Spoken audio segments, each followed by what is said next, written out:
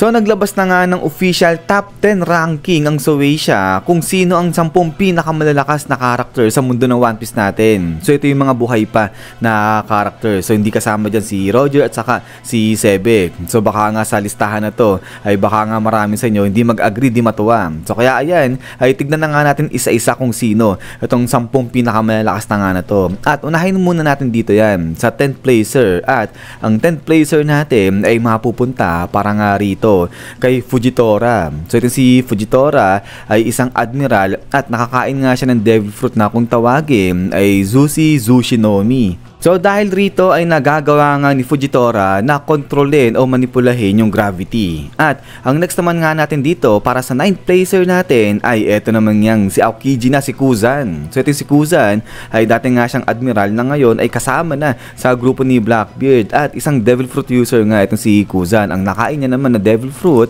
ay Hiye no Mi. So kung di ka nagkakamali ng pronunciation dyan, so paki-correct na lang ako guys. So itong si Kuzan nga ay kaya niyang kontrolin yung yellow, kaya niya mag-create niyan at kaya niya rin gawing mismo yung sarili niya na yellow at pati na rin yung tao, yung bagay na hahawakan niya. At ito nga nakita natin gamit itong kanyang kapangyarihan, tinalo niya itong si Garp. So ayan, isang Logia type user etong si Kuzan at yun pala si Fujitora, isang Paramecia devil fruit user. At now, ay punta naman tayo dito sa 8th placer at ang 8th placer naman ay eto naman yan si Blackbeard. So itong si Blackbeard originally, yung kanyang devil fruit na nakain ay eto nga Yami Yami no Mi. So ito talaga yung pinakakapangyarihan niya. So dahil rito, kaya nagagawa na ngayon ni Blackbeard na kontrolin yung darkness, mag-create ng darkness at gawing darkness mismo yung sarili niya. Pero yung sa malapit na feature nga ng kapangyarihan nito ni Blackbeard dahil nagagawa niya nga na i-void o inal yung ibang devil fruit power ng ibang devil fruit user kapag nahawakan niya na nga yan. So parang katulad dito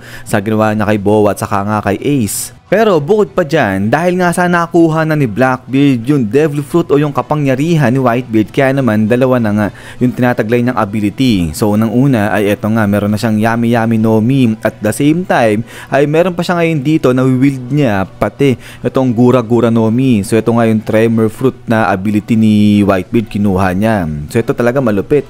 Ito si Blackbeard. Logia na siya at the same time Paramecia user din. So kaya kung iisipin, akala mo parang makapangyarihan na nito ni Blackbeard eh. Kasi dito pa lang eh, yung sa Yami Yami no Mi niya, yung nagagawa niyang i-void yung kapangyarihan ng iba, ay talagang ang laking feature na niya. Tapos ngayon ay meron pa nga siya ngayon yung Gura Gura no Mi na talagang destructive yung kapangyarihan nga niyan. But anyways, pagkatapos nga rito, sa 8th placer natin na si Blackbeard, ay ito naman tayo. Sa 7th placer, si Prince Loki naman. So mamaya siguro magbibigay tayo ng konting feedback dito sa nilabas nga na official ranking ni Shueisha. But anyways, ay going back muna rito kay Prince Loki. So far, di pa natin talaga alam kung ganong kalakas itong si Prince Loki. Konti pa lang eh, yung nakikita natin dyan kay Prince Loki patungkol sa lakas niya. So ang alam lang natin, itong si Prince Loki, meron siyang sandata na kung tawagin ay Ragnir. At itong Ragnir na nga na to ay pagkalupit-lupit nga niyan. Kasi pag hinataw na nga yan ni Loki sa isang bagay, ay sigurado may kidlat na babagsak nga dyan. Parang katulad dito nung hinataw niya yung punong Yggdrasil, bigla nga yung kinidlatan ng pagkalaki-laki. So masyadong destructive at powerful itong kapangyarihan ng Ragnir at kayang gawin yan. Pero yun nga, hindi natin alam kung itong si Prince Loki ba ay kung nagtataglay rin ba yan ng Conqueror sa Haki o wala. O baka kung nakakain ba ng Devil Fruit itong si Prince Loki o plain lang na ganyang malakas lang talaga itong si Prince Loki. At ayun nga, ito given naman siguro, safe. Pwede natin sabihin, pagdating sa physique ni Prince Loki, physically malakas itong si Prince Loki at saka makunat din itong si Loki. Kasi nakikita naman natin eh, ang daming ginawa sa kanyang pag-atake ni Gunko. At tapos si Shamrock bumanat din sa kanya. Pero eto nga, buhay pa rin dyan itong si Prince Loki. But anyways, eto nga yung 7th placer natin si Prince Loki. At now, punta naman tayo rito sa 6th placer at eto nga yung si Shamrock na. So itong si Shamrock nga ay isang God's Knight, pero maliban dyan, wala na tayong ganong kaalam kung ganong kalakas itong si Shamrock. So far, ang alam pa lang natin sa kanya ay itong kanyang Cerberus. So ito nga yung Devil Fruit na nandiyan mismo sa kanyang espada. At nakita nga lang natin to nung time na inatake niya si Prince Loki. So maliban dyan, hindi natin alam kung ganong kalakas itong si Shamrock. So kung sa pagdating sa physical, ay kung malakas din ba itong mama na nga na to. Pero yun pala, maliban nga rito kay Cerberus, ang isang edge privilege dito ni Shamrock kasi nga immortal siya eh. So katulad ng ibang mga God's Knight, mga immortal sila. So yan talaga yung isa sa mga malupit na feature na ito ng mga God's Knight. At so ayan ay ngayon punta na tayo sa ating 5th placer at eto nga yung si Akainu na. So etong si Akainu ay siya naman yung fleet admiral nga ngayon. So pinalitan niya si Sengoku at nakakain nga ng devil fruit etong si Akainu. At yung nakakain ng prutas ay eto nga yan yung Magu-Magu no Mi na kung saan ay eto nagagawa niyang magma etong kanyang sarili, nakokontrol niya etong magma at nagagamit niya nga yan para pang-atake at saka pang-depensa. So ito yung ginamit niya na pang-atake laban dito kay Ace. So dito napatay niya nga etong si Ace dyan. So ayan na isang Logia type user din etong si Akainu. At naupunta na tayo dito sa ating 4th placer at ang 4th placer natin etong si Shanks na. So dito kay Shanks ay parang wala na akong masyadong masasabi dyan eh. At kayo nga yung gusto kong tanungin rito. Kasi sa palagay nyo ba etong si Shanks talagang nakita na natin itong kanyang buong potential, yung kanyang buong lakas pagdating nga sa pakikipaglaban at pati kung gaano kalakas yung kanyang physical, ganyan. So alam natin etong si Shanks nagtataglay rin siya ng Conqueror's Haki. So kaya nga sa tingin nyo ba na nakita na natin yung talagang buong lakas nito ni Shanks o baka meron pang ilalabas na malupit-lupit na sikreto etong si Shanks sa atin. At yun pa, bukod nga rito nalaman din natin pala na isang ex na Holy Knight pala, God's Knight etong si Shanks. Pero yun nga, hindi natuloy yung pagkakaroon niya ng immortality kasi nawala na siya nung lalagyan na nga siya nung deep sea na mark. Pero yun nga, ang tanong nga natin dito ay naipakita na ba ni Shanks yung kanyang buong lakas o baka naman nag-hold back pa itong si Shanks sa pakikipaglaban. At then ay pagkatapos nga rito sa 4th placer natin ay eto na nga yung 3rd placer natin, mapupunta kay Monkey the Dragon. So ito matindi.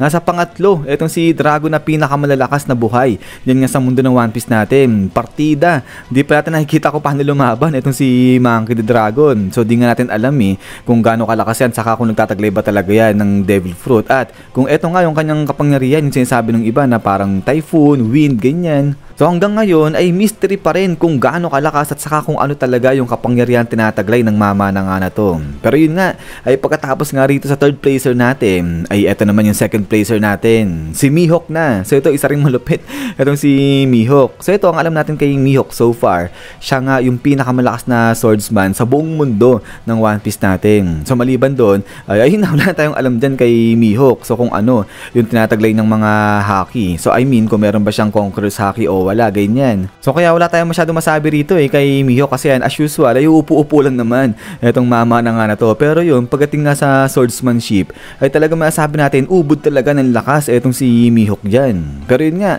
ay pagkatapos naman dito kay Mihawk, ang ating 1st place naman ay mapupuntahan dito walang iba kundi kay Imo-sama na syempre. So ito sa pagdating dito kay Imo-sama ay parang nag-a-agree ako dyan na so far sa lahat ng mga buhay na characters sa One Piece natin na etong si Imo yung pinakamalakas sa lahat. So hindi si Luffy, etong si Imo sa ngayon sa ngayon lang naman. Pero yun syempre ay hopeful tayo na syempre lalakas pa si Luffy at aabutan niya etong lakas ni Imo-sama, kumbaga magpapantay ng lakas etong dalawa na yon. At syempre mas maganda kung mas higitan niya pa itong lakas nga ni Imo-sama. Pero yan ay eto nga guys yung listahan ni Shueisha. So itong yung official ranking top 10 strongest One Piece characters alive as determined by Shueisha. So yun guys, ay linawin lang natin to Itong top 10 na to ay ranking lang yan ni Shueisha. So para sa kanila lang yan. Pero yun nga, marami dito yung di mag-a-agree o hindi nag-a-agree. So ako not sure kung nag-a-agree kayo dito sa top 10 ng ni Shueisha. Lalo na dito pagdating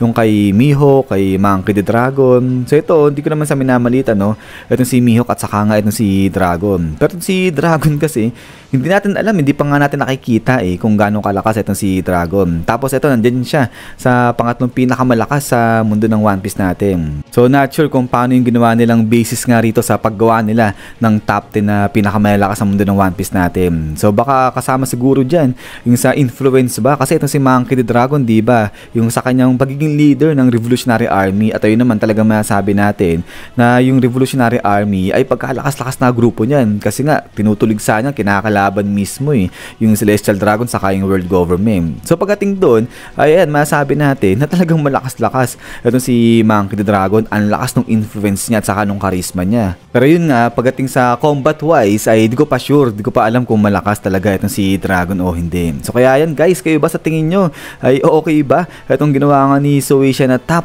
10 ranking kung sino yung 10 pinakamalalakas sa mundo ng One Piece natin. So pa-comment na lang siguro dyan sa baba kung ano yung mga reaction nyo nga pagdating nga rito. At yan, kung kayo ba ay sino yung 10 pinakamalalakas na characters na para sa inyo yung buhay lang dito sa mundo ng One Piece natin. So yun na naman at pagkatapos nga niyan, isyan guys, so hanggang dito lang itong video nga natin ito at ayun, sana ay medyo na-enjoy kayo, natuwa kayo dito nga sa pag-review natin sa top 10 ranking ng Shueisha kung sino yung pinakamalakas nga dito sa mundo ng One Piece natin. At ayan, huwag niyo pala kalimutan mag-ihon na like kung natripan nyo itong video natin. So yun na naman, so lagi mag-ingat, God bless niyo lahat at kita-kits tayo ulit.